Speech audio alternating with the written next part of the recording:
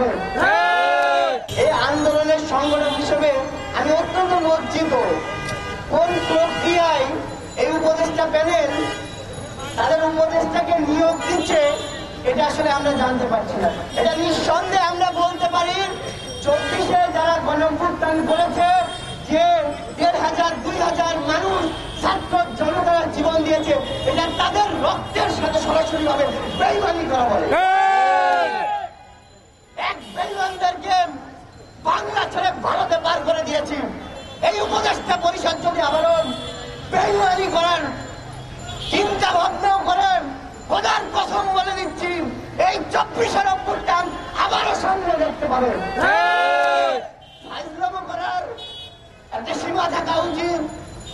আপনারা বলতে পারেন আমরা ছাত্র নেতা হিসেবে কেন দেশের সম্পর্কে এ ধরনের জাতীয় পর্যায়ে নিউজে কথা বলবো, কিন্তু আমাদেরকে বলতে বাধ্য হচ্ছে।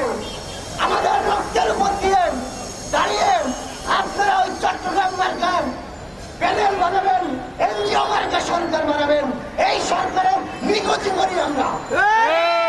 এই সরকার যদি টাল বাহানা করে, ঠিক যেভাবে 24-এর অভ্যুত্থান ঘটেছে, প্রয়োজন হইলে এই বিপ্লবের পরে আরো একবার বিপ্লব না এই বাংলার মাটিতে আমরা ঘটাবো।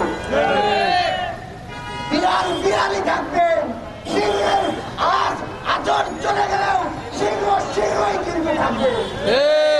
ছাত্র নেতাদের সাথে আপনারা যারা ছাত্র জনতা রয়েছে, যারা রাজনৈতিক সংগঠনের নিয়ম রয়েছে, তাদের সাথে আপনারা আলাপ আলোচনা করবেন কিভাবে পরিকল্পনা করে একটা সুন্দর বাংলাদেশের উপদেষ্টা পরিষদ গঠন করা যায়।